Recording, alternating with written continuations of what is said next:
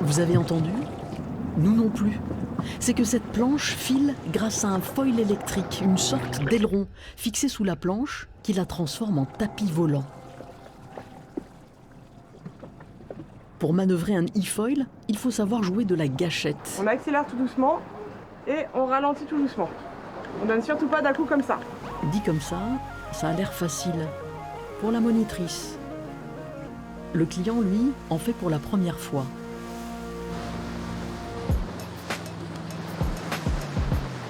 T'as trop reculé le pied arrière. Tu pouvais reculer un petit peu le pied avant. Allez, on repart. Le but, c'est quoi? C'est d'arriver à... À voler, oui, c'est à sortir de l'eau. Pour l'instant, je n'y suis pas réussi, pas encore arrivé, mais je désespère pas, voilà. L'e-foil, c'est le sport nautique tendance. La batterie lithium, installée dans le ventre de la planche, se recharge grâce aux panneaux solaires de la base et dispose d'une autonomie de 2h30. On est 1 heure sur l'eau, ça coûte 150 €. C'est une activité onéreuse parce que là, nous proposons les meilleurs e-foils du marché, qui sont tout en carbone, et une planche qui vaut 15 000 €. Son voisin de sable propose la même activité, mais il mise aussi sur le bon vieux jet, l'indémodable scooter des mers. L'inflation, ça a beaucoup augmenté, hein. On a pris quand même 20% sur les jets en une année, depuis le 1er janvier. À l'achat? À l'achat. Hein. Donc nous, on a quand même du matériel neuf. Donc on a du matériel qui a 1 an. Donc tous les ans, on renouvelle les jets. À raison de 15 000 € par machine et jusqu'à 30 000 pour un jet moniteur. Conséquence, 1 heure de rando sur l'eau coûte ici 140 €. Pour 90 €, ses copines passeront 30 minutes à chevaucher les flots.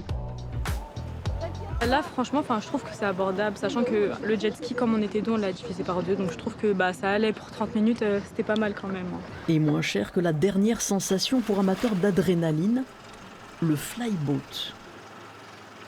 Tu peux le faire décoller. Ça peut monter très haut?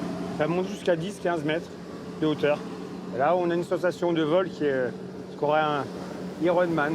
Le principe est simple, un gros tuyau relie les bottes d'Ironman à un scooter des mers. En accélérant, le scooter envoie de l'eau de mer dans le tuyau. La pression propulse Ironman dans les airs. Si on bouge un peu, on penche sur la gauche, on va aller sur la gauche. On penche sur la droite, on va aller sur la droite. Comme ça, voilà, tout simplement. Si on penche les deux, on va aller en avant. En arrière, c'est un peu plus compliqué, mais ça se fait très bien. Jouer au serpent de mer ou à flipper revient à 150 € la demi-heure. Ça fait cher le frisson. Sinon, faire la planche sur le dos, ça a aussi du bon et ça coûte pas un rond.